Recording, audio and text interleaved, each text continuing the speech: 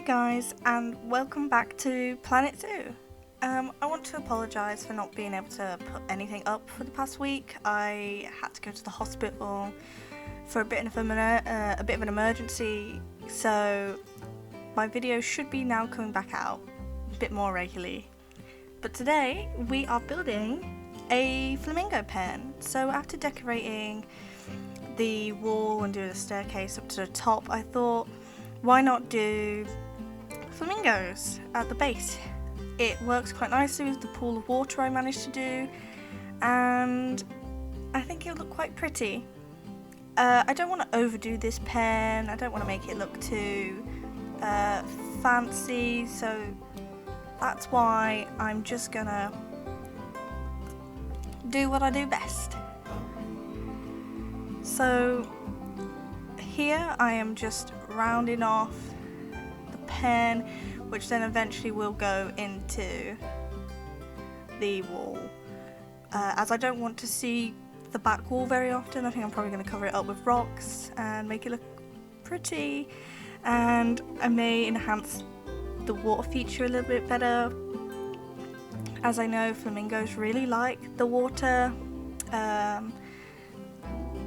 There's like this water fountain kind of looking one, so I thought that would be perfect to add to this. Now, as it's definitely been a long time since I last was on here, I have a couple more episodes to put out, and then I thought about doing a tour of the zoo just to show you what I've got so far and to see if you guys like it and if you want me to improve anything, make it look any better.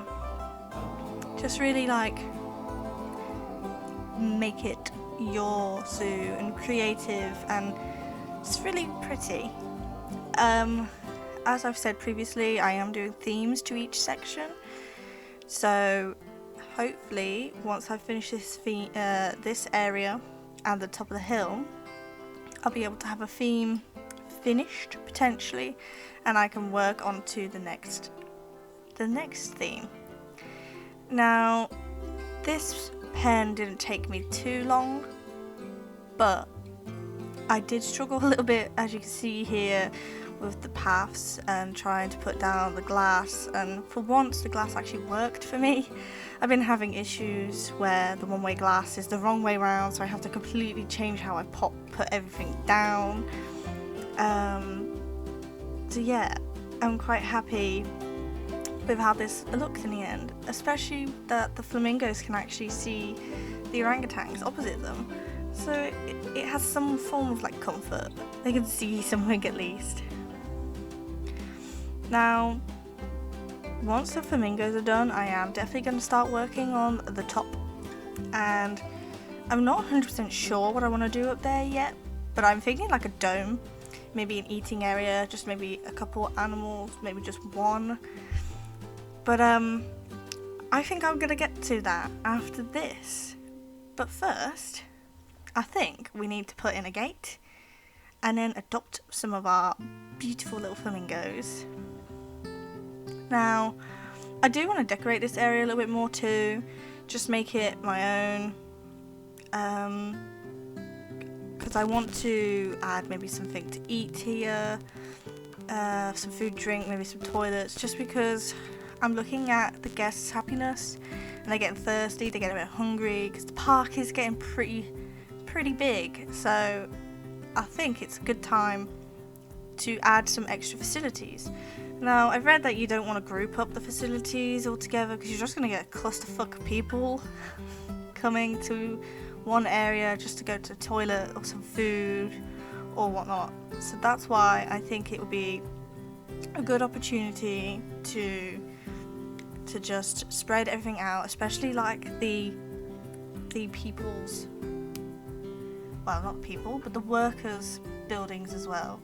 So quarantine, the trade centre, and all those places should be spread out too, so that I can then create work zones, making it a bit more efficient for those who have to work in, say, the flamingo area, but then run all the way to the lion area because something needs fixing there. As I am on sandbox mode, I can hire as many people as I want, do whatever I want, and I get free roam of what I can do, and I like that. I think that's a good way of being able to just do what I want to do in this zoo. Now, hopefully our flamingos should be on their way soon.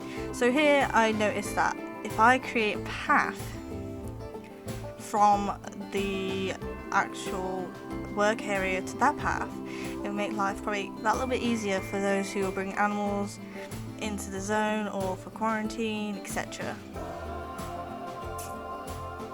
And I think our lovely flamingos have come in. Now, as usual, we just need to find out what they want, what they don't want, and what they do want straight away is water. So I'm quite happy that they've gone there. So as you can see, it's their habitat needs changing, and their terrain, and their enrichment. So that's what I'm going to do. So as you can see, there's way too much long grass as usual. Quite a lot of species don't like long grass, so I tend to replace it with short. But because it needs some rock and soil, and we have an alright amount of short grass, that's what I'm going to do. So I'm going to plop some sand around the edges, some dirt, some rock, as I think it kind of defines the pool area just that little bit better. And yeah, I think it just kind of separates the land of the grass to the land of the water and the rocks. There we go, there's our rock done, and now we're going to work on soil. So I don't want to plaster the soil everywhere, but I think as I'm doing, I'm just going to do it around the edges, dot it here and there, just to kind of separate it around. Now I've got rid of quite a bit of the long grass too, and I've got quite a bit of soil. So I think that area where I've got the soil, I think I'm going to put its habitat. But first, I'm going to decorate this place with some more trees, and I've noticed that the cherry trees, like the cherry blossom trees, are really nice, and they quite like them in this pen. I think the one issue is they don't want to over chalk the pen, should we say, as I think I did at one point, but for now I'm quite happy with just using the odd few thing here and there. So using the filter, like I've told you beforehand, you can find what enrichment items the species, the creative flamingos like, and we can pop it down. So I've seen this beforehand, where people put it under trees, and I really like that idea. I think it looks quite pretty. But as I said before, I don't want to kind of completely cover this area with too much, as I know they don't really like it. So I thought just pop in the odd thing here and there is much better than not. So I just put a bit bedding around their bowls as well, so I think that looks, just kind of adds to it a little bit. Kind of disguises the bowls are there. And then I'm just going to now do their pen. So originally I thought, why not making their pen out of the prefabs that we already have? But I didn't like that. I think a natural rock cave would look quite funky for the flamingos, and that's what I'm going to do. I'm going to make a rock cave to live in. I think it will just make it a little bit more unique, not the same as quite a lot of other places I've done before. So I thought, why not change it up and make it something a bit different? So here we are, just placing a bunch of rocks down and doing what we can. Now, this pen is probably one of the only pens I've made that's actually completely hand built and not using one of the prefabs to help me. to help me build it. So I did find it a little difficult at first to do this because nothing was working. I couldn't quite get a slanted roof, but this rock that I'm using now was perfect. It worked so nicely.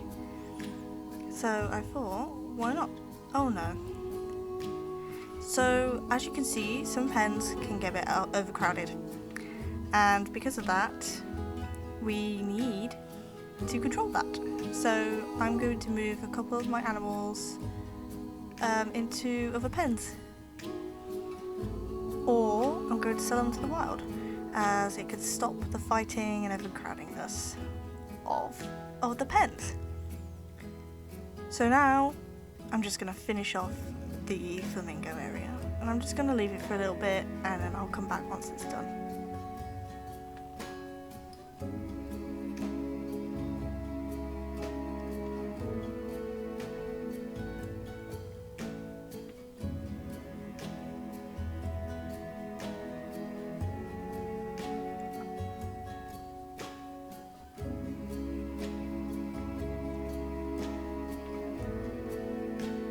You can definitely tell I'm struggling.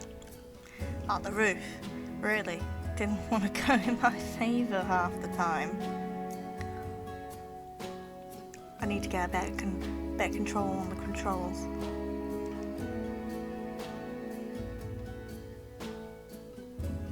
Though at least it's a little bit more natural looking, and it's just not prefabbed, should we say, there, because they look pretty, I must admit, but there's just so many. They just look all so similar, and if I want to go for a theme, yeah, I will use it, but hand making things just look so much nicer, and it makes the park look more unique to your style of building.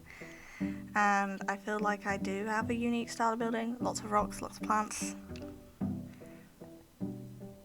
So hopefully we're going to be done. I noticed a few gaps here and there that I do need to fix. So I'm going to try and fix them.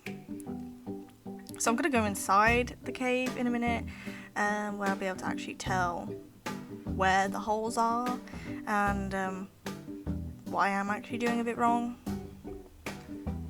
But for now, there's one gap, well, a couple gaps should I say, that are a lot more visible than others. But as you can see, there's a big stream of light coming in. That massive hole, so I'm going to plug that up as quickly as I can. And there is definitely another one, but whereabouts? I think it's there. We'll figure it out.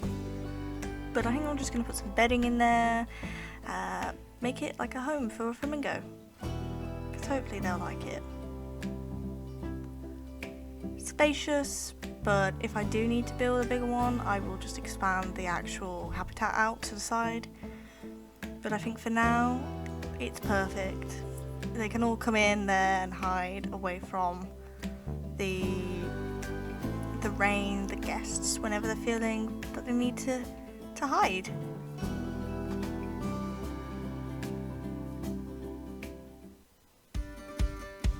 Perfect.